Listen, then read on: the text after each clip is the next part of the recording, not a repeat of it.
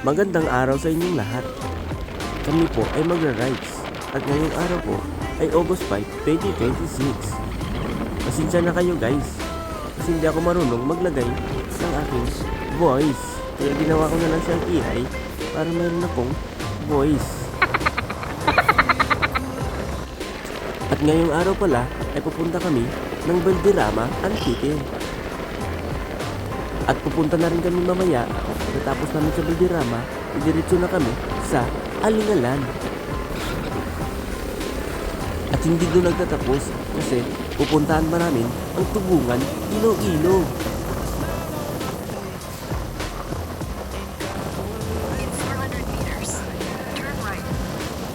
Pasensya na kayo guys sa akin boses kasi guys hindi pa ako marunong maglagay ng aking voice.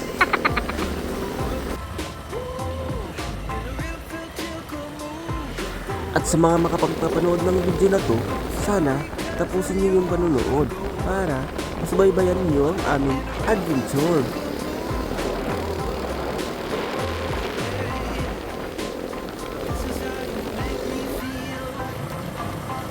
Sa mga oras na to, malapit na kami sa bayan ng Valderrama.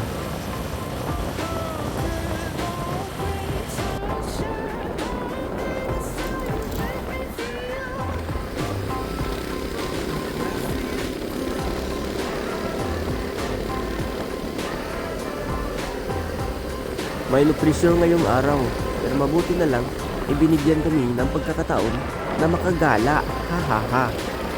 At kung mapapansin nyo guys, ang kasama ko sa likod nakasunod. Hindi po siya AI, pero anak siya ni Boy Iyak.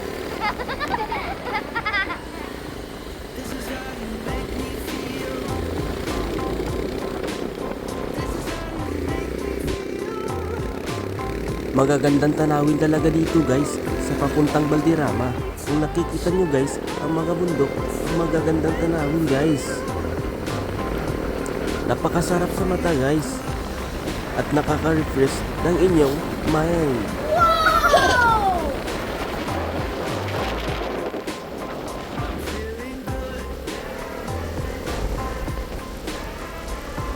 At pinauna ko na rin ang aking kasama para makita siya sa kamera.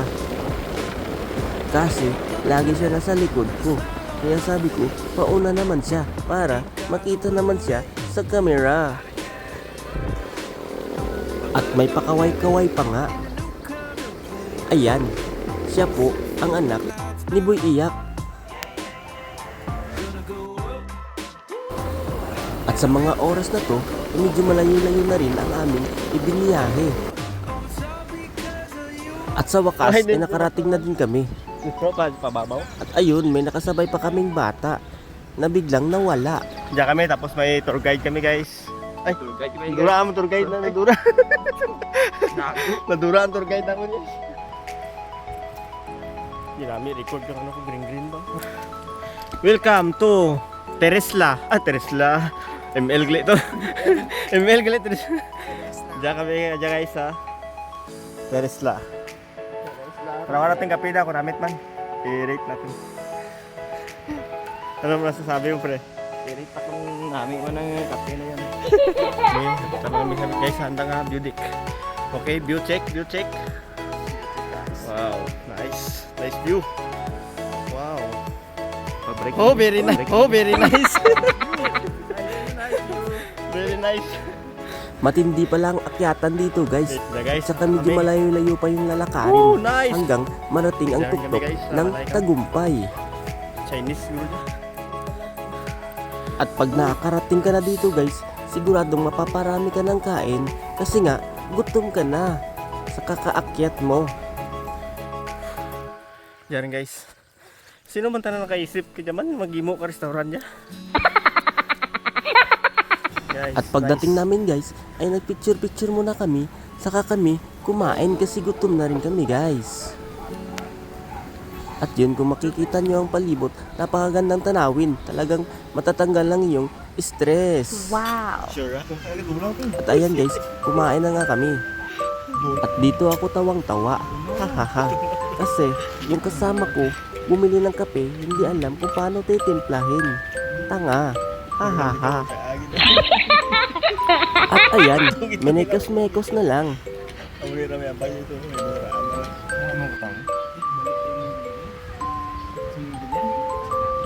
Ang dami naming tawa sa aming katangahan. Tapos, hindi namin namalayan, mayroon palang CCTV nakatutok sa amin. Ha ha. Anong git man?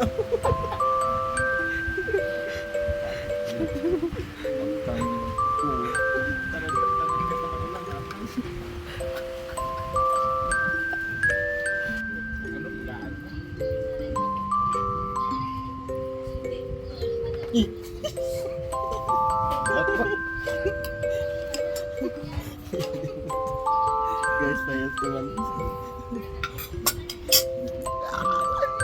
May iyak.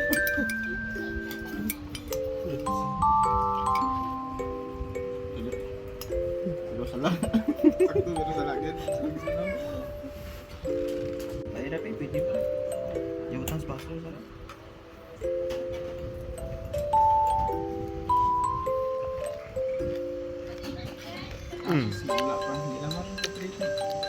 Oh my god.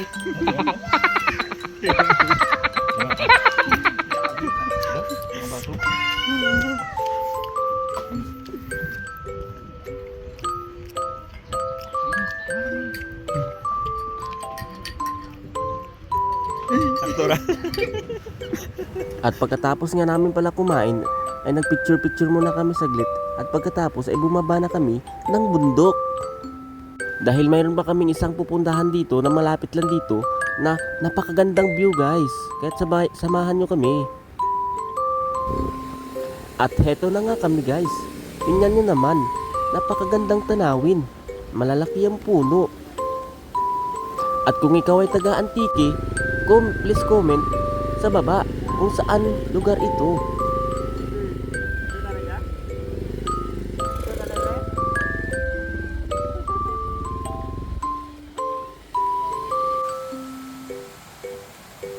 Tapos, may pailog pa sila guys. Siguro, ang sarap paligo dito. Wow!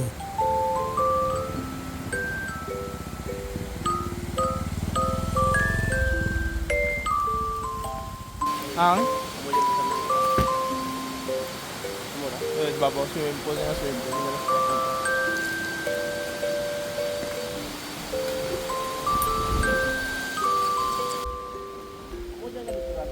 Ayan guys, hindi na kami pumasok sa resort. Kasi gusto lang namin makita ang lugar na ito. Kasi sabi ng iba, ito daw ay napakaganda. At talagang napakaganda nga guys. Napakalamig pa naman ng klima dito. Nagpicture lang kami saglit at bumalik na kami guys. Para pumunta na naman sa isa naming destination. At yun, walang iba kundi sa Alingalan.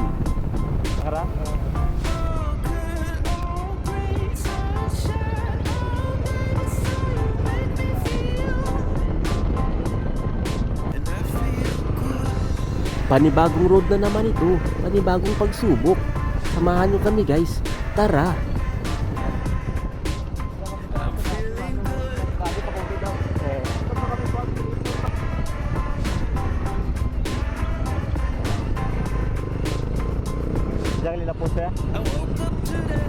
At sa wakas, ay nandito na rin kami sa Sulong Bridge.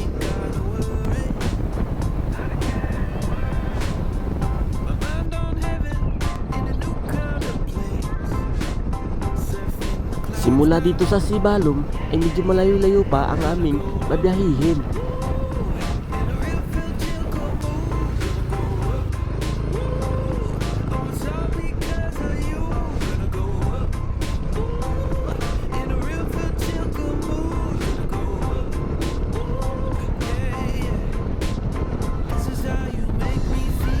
Kung inyong makikita guys, medyo iba na ang klima dito. Kasi nandito na tayo sa Alingalan.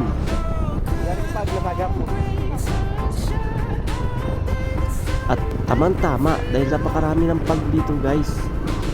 Dahil sa mga oras na to ay medyo umuulan na ng konti. Pero walang hadlang guys, tuloy pa rin kami kahit uulan pa yan. Kasi ulan lang yan, tapos Nakwatsero kami. What?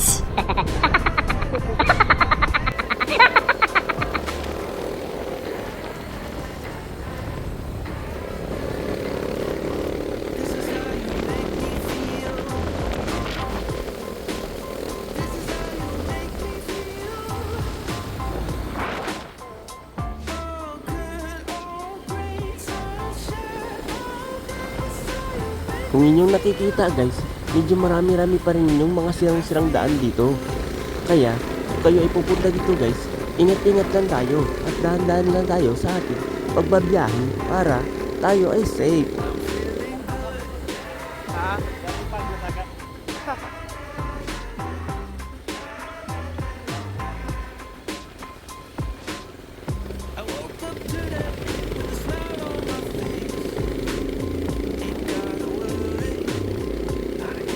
Sa mga oras na ito guys, ay napakalamig na ng klima dito. At mayroon tayong madadaan ng off-road dito banda sa malapit sa tulay. Pero maiksi lang naman to guys. Pagkataklad yan sa taas, simentado na naman.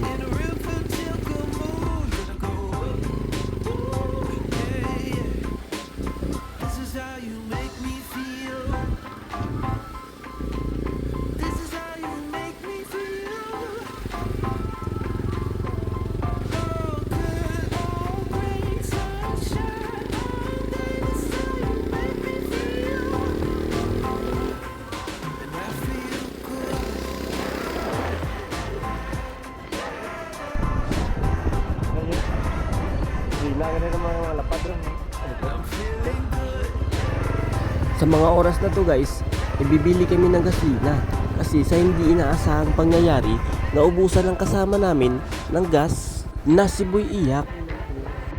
At napakamahal ng gas dito guys kasi bundok ito.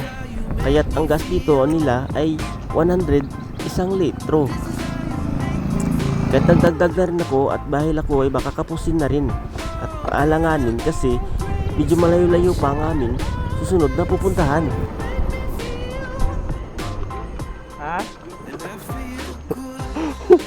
Raya, dangtan ta kita. Balik dangat ni ngalan. Dangat mga lian ng ngalan. Mga 100. Mga 100 yun.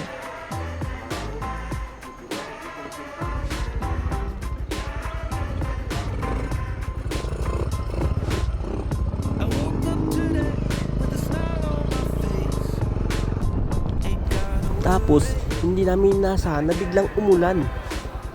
Kaya nagsilong muna kami dito guys at nagkape-kape. Bagyo boys. Bagyo boys.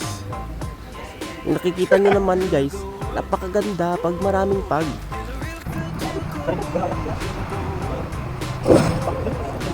Pahinga muna kami ng konti, tapos banat na naman.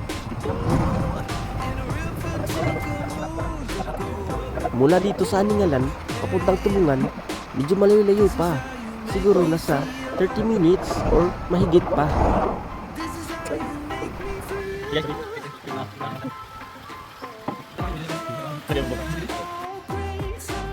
Kita yung pag guys. Yung pag iniwan niya ako. Hindi ko na kaya. Pag-ibig ko yan, nawala lang. Ayan, anak ni Boy Iyak, laging iyak ng iyak. Tapos, mahihain pa siya. Kaya't nagpicture-picture muna kami dito at lumarga na.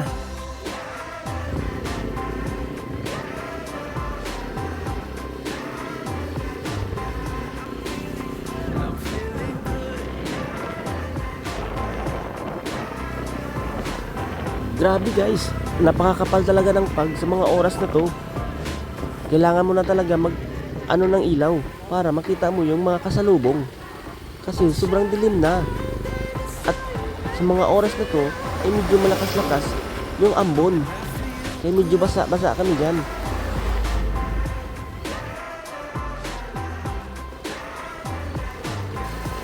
Kung nakikita nyo si Boy Iyak, ang saya niya. Ayan, pakimbot-kimbot pa. Pinas forward ko na guys para mabilis yung aming biyahe. Dahil pagkatapos ng magandang daanan na to ay ito na. Naku po. Surprise! Aray mo, pakak.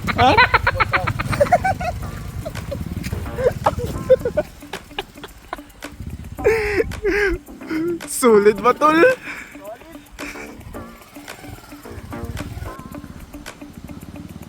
Hindi talaga namin inaasahan ito guys, na mayroon palang ganito sa daanan namin. Akala namin simentado hanggang sa dulo. At hindi lang yan guys, dahil dun sa dulo, pagpataklad mo dyan, mahaba pa rin yung mga putik dyan, pababa pa. Hindi lang namin na-i-record. Oh my god. At naiisip ko sa part na to na nanonood ako ng vlog ni Kapu. Ngayon, sa akin na nangyayari. Hi guys! Welcome. Hi! Welcome sa inyo sa may ano guys. At nung nalagpas na namin ang pagsubok ngayon, ito na ang bumungad sa amin. Napakagandang tanawin. Pre, sige rin pre. Sige rin. Ano lang, malaki. Yang songkong ka dyan guys. Di off naman ka dyan. Kay vlog, welcome to my guys. Yeah.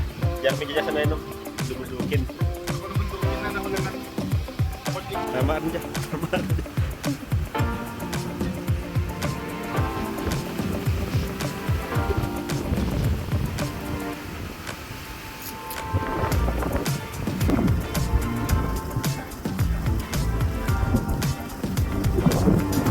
Uuwi na sana kami kasi hapon na. Kaya lang, biglang lumakas yung ambon. Parang ulan na. Kailangan guys. At sinabayan pa ng malakas na hangin. At kung napapansin nyo guys, medyo wala gaanong tao. Kasi marami lang yung tao dito pag summer. Ngayon, may mga tao naman sa loob na kumakain. Kaya lang, hindi gaanong marami. Pagkatapos namin dito guys, ay nagpicture-picture muna kami ng saglit. At ngayon, ay umuwi na kami para makauwi kami ng maaga. Ito na guys, ang aming final destination. Tubungan, Okay na guys, natubungan. Iloilo. Kadya, tubungan. Sirebe. Sirebe. Sirebe.